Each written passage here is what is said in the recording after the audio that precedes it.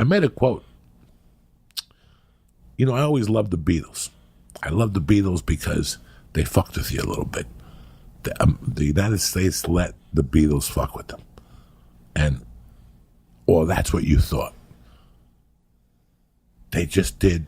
Sometimes life imitates art, okay? You ready for this, guys? I said on that tape, or on the friendship tape, I talk about how all you need is 3 friends and you could take over the world. A couple weeks ago, I wanted to put some friends on, which I'm gonna go back again, but I'm gonna put it in chunks of 3s. I put them in a chunk of 3s to let you know the first batch of 3 friends I had that let me know I could take over the world. Steve Avillo, Georgie, and Colangelo. Okay? Everything I've said on those fucking things, I've lived up to. Now, you ready for this one? I get in fucking trouble. I moved to Boulder. Within 6 weeks, I'm back in trouble, and I gotta get on a plane. Psychologically, where do I go? I go to San Francisco. And as soon as I get to San Francisco, when I wasn't stealing or doing drugs or spending time with my girlfriend, was trying to find out where Bruce Lee used to hang out. That's where he was born. And nobody had a fucking answer for me. Like, you know what I'm saying? Like, what hospital was he born at? You know, where was he, whatever at? I mean, it was fucking weird how I went to San Francisco, and between us, I could let you know, between us is what we do here. I could tell you the truth that I went to San Francisco in the back in a search of Bruce Lee. Like, I didn't know. I wanted to learn more about him. I went up there, I saw the Chinese community. Oh my God, they used to have some good Chinese food up there on Van Ness. It was, I forget what the name of the restaurant, North Star Chinese restaurant or something on Van Ness in San Francisco, was the best Szechuan beef I ever had. Every time I went in there, I felt like Bruce Lee. Like, this is where Bruce Lee ate in my stupid cocaine mind. But, okay, let's get back to, I get into comedy.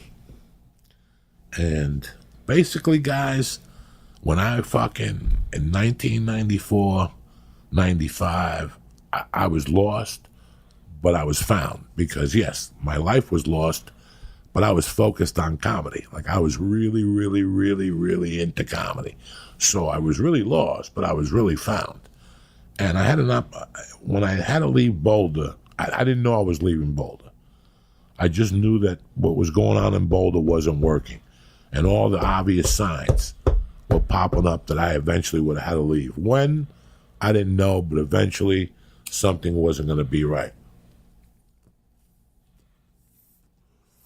Sure enough, I get thrown out of the Comedy Works, and I'm having problems at home with my ex-wife and the thing, and I go, you know what?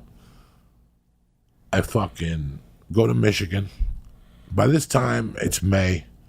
I know I gotta figure something out in my life. I can't.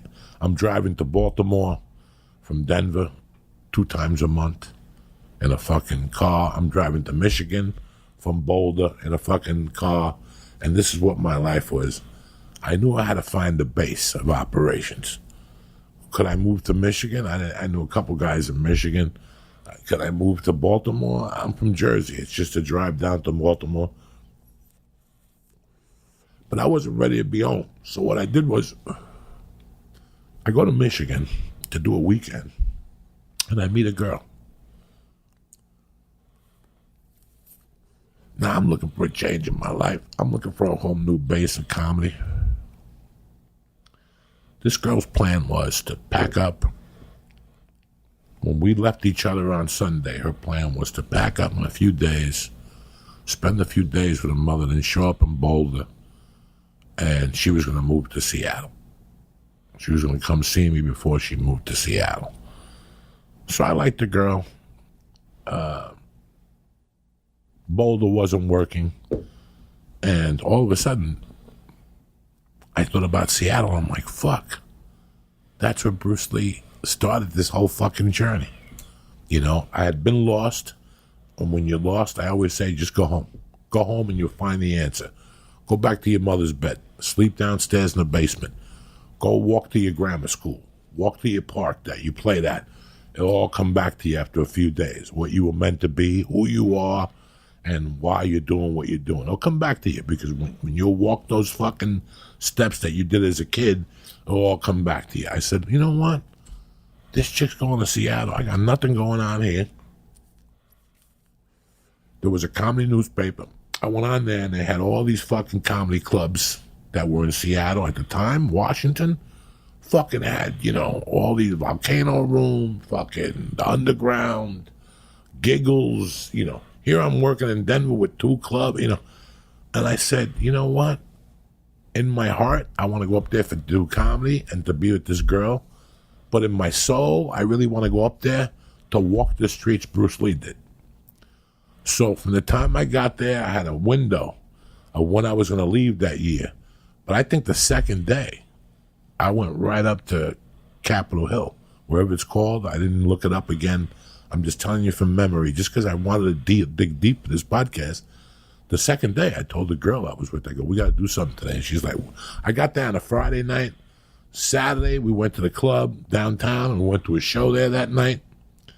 And then that Sunday, she goes, we just, when you get to a town, you want to go sightseeing. She's like, well, we can go to the fucking farmer's market and all this. I go, listen, let's put a halt to that.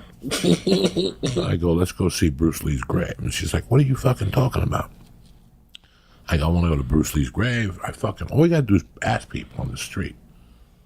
So I asked somebody. I said, where do you go to Bruce Lee's grave? And he goes, you got to go up that thing, Capitol Hill. In those days there was no fucking Bruce Lee's grave. 4.3 miles, make a left. There was none of that shit. So you didn't know, what I'm saying? It wasn't like that. There was probably like a map at that time. Yeah, like a star map or like something. A star map. I don't know, guys. I don't know. So they said it's up in Capitol Hill or something like that, some hill. We drove up there, and I swear to God, we drove onto a garage, a gas station, and I didn't even get out of the car. Before I could say to the guy, where's Bruce Lee's cemetery? He told me. Oh, before you ask, go up to the corner, make a right, make a left. He goes, don't try to park close to the cemetery. You won't get in. You won't get in. Right. It's private. It's private. So one thing led to another. We parked. We walked like a half a mile.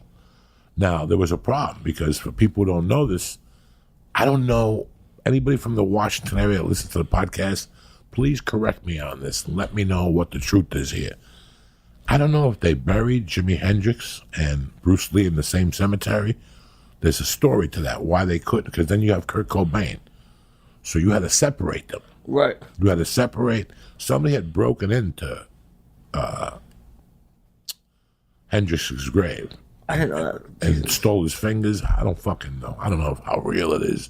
These are just rumors you hear when you're in Seattle. Right. So they had to separate them because they got too much attention. Too many people visit, Jimi Hendrix, and too many people visit Cobain. Kurt Cobain. But this is before Cobain. Oh. No, Cobain was dead already when I was up there. This is 96. This is 95. So Cobain was already dead. He had just died. He was fresh in the hole. The maggots even haven't gotten on him yet. So I get up there. And guys, I'm not supposed to walk into fucking cemeteries. I avoid cemeteries like the fucking, I just avoid them. I avoid cemeteries, period. I don't like them. I feel uncomfortable in them. When I go to my mother's cemetery, I do it just to see her out of respect. I clean up what I got to clean up and I get the fuck out of there. I've never liked cemeteries, except when I was a fucking piece of shit crazy man. After my mother died, I cut through that cemetery in North Bergen. I took a couple shits in there. But at that time, I didn't care. I didn't give a fuck about anything. But in the real day, I fucking hate cemeteries, okay? And I hate them more in the daytime than I do at night. It's not a spooky thing. I just don't like fucking cemeteries. And against my own fucking beliefs, I walked into that cemetery. And man, if you've never gone to Bruce Lee's grave, you have to go. And I'm going to tell you why. Because you're going to understand. That was the completion of the circle for me, of my life. After that, I was rested. Like, I was good after that. Like, I had put that ghost to sleep in my life. I don't know why I went to the cemetery. I was crazy about it. And I walked in there, and as you walk up, you know you're hitting something special. You start seeing flowers on the floor and pieces of paper written in notes. And then you walk up, and it's just a beautiful thing. He was buried there with his son already. Him and Brandon had been buried there. Bruce's picture's on the thing. And for maybe, I don't know, without exaggeration, 10 feet in circumference of the circle of that cemetery, of his plot, is all Bruce Lee related. It's people who come from all over the world and bring notes. And they're opened, so you're supposed to read them. Wow. It's amazing. How many years has it been? 50 years now? No, 60 years. He's been dead for 47 years. He died in 73. Those movies came out when I was a child, and they stuck with me so much. And it's like he said, he stuck up for the underdog. I love the underdog. I've been an underdog since day one. How can I not love the underdog? I bet an underdog Saturday night. I love an underdog story. I love somebody who, and listen, guys, and all that shit was going on. You want me to sit here and I knew that they fucked him out of Kung Fu. I know that I boycotted Kung Fu personally at that time. At the age of fucking 9, I boycotted Kung Fu. Like, I wasn't going to watch his stuff. I heard in rumors that was Bruce Lee's show. We were all excited about fucking Kung Fu. And they gave it to David Carradine. And people like me got pissed off. We boycotted Kung Fu. Boycott that fucking shit. By that time, I was studying karate, but I would work out in Union City on top of the bottom of the barrel. This place called Fujia Pai Kung Fu. It's still fucking there. And I would go in there. One of my friends that was a landlord in my friend's building studied there. We would all practice together. And I would go to Fujia Pai Kung Fu. It was next to a Carvel, so trust me. I didn't go there because I wanted to. I went there because I knew if I flew in the air for an hour, I was having a milkshake downstairs afterwards. You know what I'm saying? I didn't go there because I wanted to. Yeah, at first it was, Bruce Lee and circles and flying through the air. But after that, it was about the chocolate shake afterward. You know what I'm saying? You got to earn your keep, cocksuckers. Even then, I was earning my keep. But it's just so weird how I ended up moving to Seattle. And guys, it didn't stop. Like, after the cemetery, I fucking investigated. I tried to find out where his first school was. So I found that. Somebody told me where it was. So I actually went to where his first school was. I forget what it is today. And I stood in front of it, and I tried to breathe the same air he breathed. I wanted the same life. I didn't know what I was even doing. Now, I was doing this psychologically, but unpsychologically, I was doing this. I just wanted to breathe the same air he had breathed. I wanted to walk on the same streets he walked. And I don't even feel that, like, when, I got a dream of playing fucking that one theater in New York, even though it's no money maker. And now it's never going to happen because of Lenny Bruce. You know what I'm saying? I always it's never going to happen. It's never going to happen. No, it's never going to happen. It's going to take 2 years. By that time, who wants to see a wrinkled up Joe Diaz? Nobody wants to come see me now. You know what I'm saying? Oh. I'm losing friends by the day now. Every time I get a wrinkle, I lose a friend. That's the shape I'm in. Oh. So, I fucking walked it. I did everything he could. And guys, it's been 25 years, so I forget what of the goofy shit I did out of respect for Bruce Lee. So now...